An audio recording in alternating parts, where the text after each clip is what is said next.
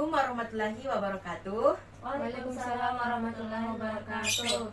Selamat pagi anak-anak. Pagi Bu. Bagaimana kabar kalian semua? Alhamdulillah baik. Alhamdulillah. Ibu selalu mendoakan kalian selalu diberikan kesehatan dan semangat yang tinggi dalam mengikuti pembelajaran. Nah, sebelum kita memulai pembelajaran hari ini, ada baiknya kita melakukan berdoa bersama dulu ya.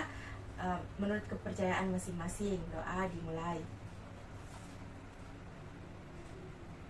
Doa selesai.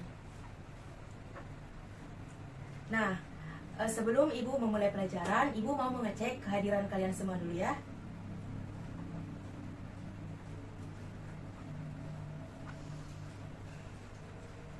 Hijrah Wahyuni Anwar, Hadir Bu.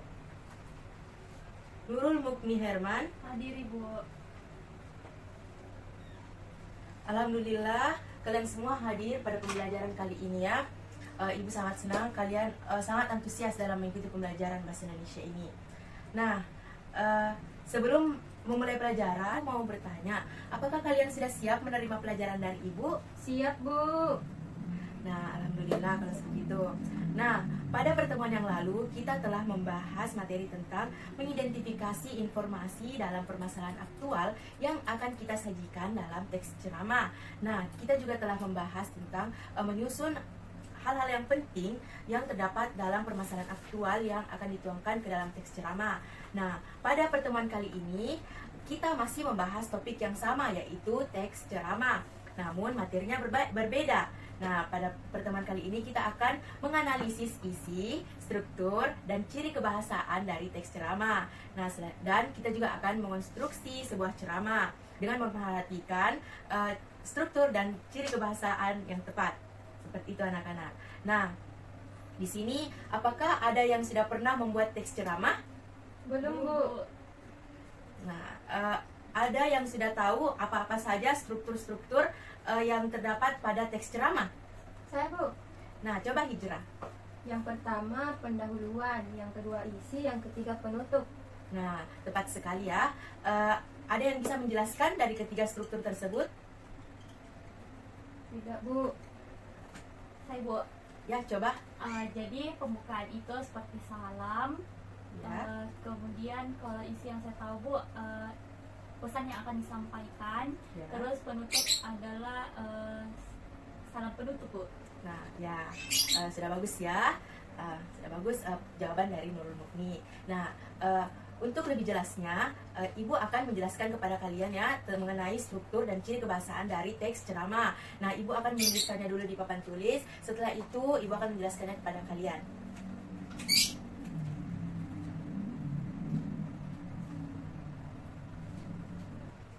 Baiklah anak-anak, Ibu telah menuliskan tentang struktur teks ceramah di papan tulis. Nah, struktur teks ceramah ini terdapat 3 bagian, yaitu yang pertama pembukaan atau pendahuluan, yang kedua isi, dan yang ketiga adalah penutup.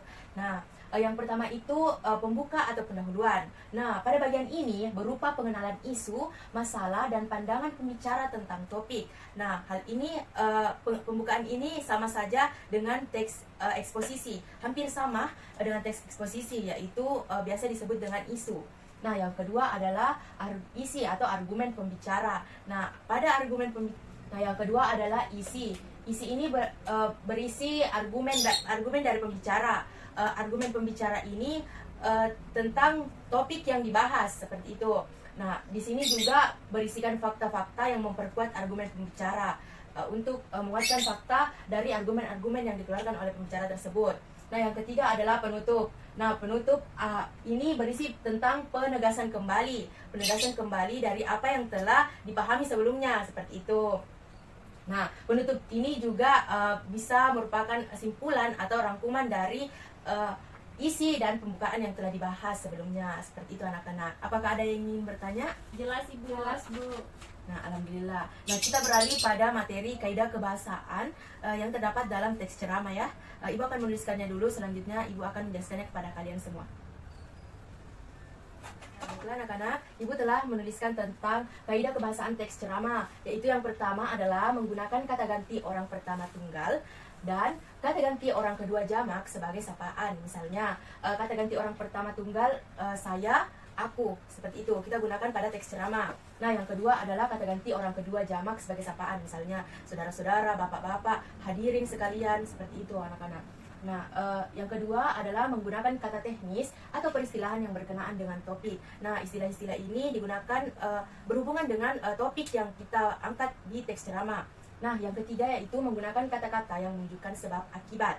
Nah, sebab akibat ini misalnya kata-kata oleh sebab itu, oleh karena itu, dengan demikian, seperti itu anak-anak. Yang keempat yaitu menggunakan kata-kata kerja mental. Nah, contohnya ini memprihatinkan, berpendapat, menyimpulkan, seperti itu anak-anak ya. Nah, yang kelima menggunakan kata-kata persuasif. Nah, persuasif ini sifatnya mengajak. Misalnya hendaknya, janganlah, seperti itu.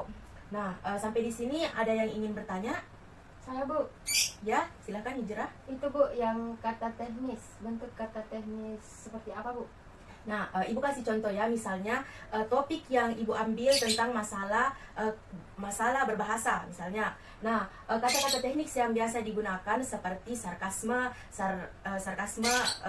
tata krama, apalagi ya, kaidah kebahasaan, seperti itu. Nah, seperti itu. Apakah sudah jelas, Hijrah? Ya Bu, sudah jelas. Terima Nah. kasih Bu. Ada yang ingin bertanya lagi? Jelas Bu. Oh ya, alhamdulillah kalau sudah jelas. Nah, itulah tadi materi tentang struktur dan kaidah kebahasaan dari teks ceramah. Nah, kita beralih pada topik yang kedua yaitu mengonstruksi ceramah. Nah, dalam mengonstruksi ceramah kita harus memerhatikan langkah-langkah menulis serta menyusun teks ceramah tersebut. Nah, baiklah, Ibu akan menuliskan tentang hal-hal yang perlu diperhatikan pada saat kita membuat ceramah. Langkah-langkahnya seperti apa ya? Anak-anak, inilah langkah-langkah menyusun teks ceramah. Nah, ada 4 yaitu menentukan topik. Nah, topik yang diangkat dalam ceramah itu beragam ya. Bisa terkait dengan keagamaan, tentang pengalaman pribadi, tentang lingkungan dan lain-lainnya. Nah, yang kedua merumuskan tujuan ceramah. Nah, tujuan ceramah ini ada 2 yaitu tujuan umum dan tujuan khusus. Nah, pada tujuan umum terdapat tiga lagi tujuan yaitu informatif, persuasif, dan rekreatif. Nah, sedangkan tujuan yang khusus itu adalah penjabaran dari tujuan umum. Nah, misalnya tujuan khusus itu tentang pemanfaatan rumput laut misalnya.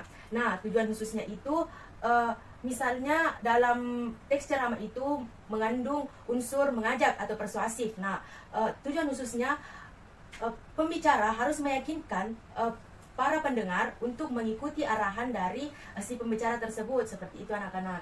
Nah, yang ketiga menyusun bagian dalam kerangka secara logis. Nah, maksudnya di sini adalah penulis atau pembicara yang menyusun teks ceramah ini harus menyusun kerangkanya secara logis dan sistematis, seperti itu. Nah, yang keempat, menguasai ceramah berdasarkan jalan pikiran yang logis. Nah, jalan pikiran yang logis ini maksudnya kita berdasarkan fakta-fakta yang ada, seperti itu. Nah, baiklah, sampai sini ada yang ingin bertanya? Saya Bu. Ya, Itu silakan. kan tadi kita jelaskan tentang tujuan ceramah secara umum. Ya. Nah, ada informatif, persuasif, dan rekreatif. Nah, bisa dijelaskan tentang itu, Ibu? Baiklah. Nah, pada tujuan ceramah itu terdapat 3 ya. Yang pertama yaitu informatif. Informatif itu bersifat memberitahukan informasi kepada pendengar. Hanya sebatas memberitahukan saja, menyampaikan, seperti itu. Nah, yang kedua itu persuasif. Nah, persuasif ini bersifat mengajak kepada misalnya ceramah keagamaan ya, mengajak kepada kebaikan, berbuat baik, seperti itu anak-anak. Nah, yang ketiga itu tujuannya rekreatif, yaitu menghibur. Nah, ceramah bersifat menghibur, seperti itu. Bagaimana dengan Mukni? Apakah sudah jelas jawaban Ya, dari Bu. Ibu? Nah, alhamdulillah. Itulah tadi materi tentang langkah-langkah menyusun teks ceramah ya. Nah, selanjutnya Ibu akan membagi kalian ke dalam 5 kelompok yang terdiri dari 7 orang. Nah, silahkan dibagi dulu anak-anak ya. Nah, sudah terbagi menjadi 5 kelompok. Ini saya punya teks ceramah. Nah, di sini nanti tugasnya kalian harus menganalisis isi, struktur, dan kaidah kebahasaan dalam teks ceramah yang Ibu bagikan ini. Nah, selanjutnya masing-masing kelompok juga satu kelompok membuat satu teks ceramah ya bersama kelompoknya masing-masing seperti itu anak-anak. Ya, saya bagikan.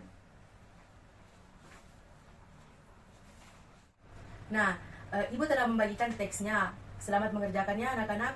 Nanti kalau misalnya sudah selesai, setiap kelompok naik untuk mempresentasikan hasil diskusinya dan ditanggapi oleh kelompok lain. Nah, itulah tadi diskusi dari semua kelompok. Alhamdulillah dengan berjalannya diskusi kalian semua sudah paham dan sangat antusias dalam mengikuti pembelajaran tentang teks ceramah ini. Terima kasih anak-anak. Semoga ilmu yang Ibu berikan bermanfaat ya. Ibu mau bertanya lagi, apakah sudah tidak ada pertanyaan tentang materi yang sudah Ibu jelaskan? Jelas Ibu. Jelas, Bu. Nah, alhamdulillah. Baiklah, untuk menutup pembelajaran kali ini, Ibu akan menyimpulkan hal-hal apa saja yang telah kita pelajari. Mungkin di antara kalian ada yang ingin menyimpulkan tentang struktur, kaidah, dan langkah-langkah dalam teks ceramah? Saya, Bu. Ya, coba Hijrah. Dari penjelasan Bu tadi dapat diambil kesimpulan tentang struktur teks ceramah yang terdiri dari pembuka atau pendahuluan yang isinya tentang pernyataan umum atau tesis, kemudian yang kedua isi tentang argumen, kemudian yang ketiga penutup yaitu berupa penegasan kembali dari argumen yang telah dijelaskan sebelumnya. Nah, bagus sekali ya Hijrah. Itulah tadi materi tentang struktur yang telah dipelajari. Nah, tentang kaidah kebahasaannya, pada teks ceramah itu menggunakan kata ganti orang pertama dan kata ganti orang kedua jamak yang digunakan pada teks ceramah. Yang kedua itu menggunakan peristilahan sesuai dengan topik yang dibahas. Yang ketiga, menggunakan kata-kata yang menunjukkan sebab akibat. Nah, yang keempat, menggunakan kata-kata mental. Dan yang kelima, menggunakan kata-kata persuasif. Nah, itulah kaidah kebahasaan yang terdapat dalam teks ceramah. Nah, selanjutnya ada langkah-langkah menyusun teks ceramah. Seperti yang telah Ibu jelaskan ya, menentukan topik, tujuan ceramah, menyusun bagian dalam kerangka, menguasai ceramah yang akan dibawakan seperti itu. Baiklah, itulah tadi materi tentang teks ceramah ya anak-anak. Semoga kalian semua bisa paham. Dan apakah sudah tidak ada pertanyaan lagi? Jelas, Bu. Nah, alhamdulillah kalau sudah jelas. Nah, untuk memperdalam materi kalian, Ibu kasih tugas rumah ya. Tugas rumahnya itu adalah setiap individu, setiap siswa membuat satu teks ceramah dengan topik yang bebas. Kalian bisa bebas pilih apa topiknya. Seperti itu anak-anak. Nah, dikumpulkan pada pertemuan selanjutnya ya. Baik, Bu. Nah, demikianlah pertemuan kali ini Ibu cukupkan karena sudah tidak ada lagi pertanyaan dan saya lihat kalian semua sudah paham dengan materi ini.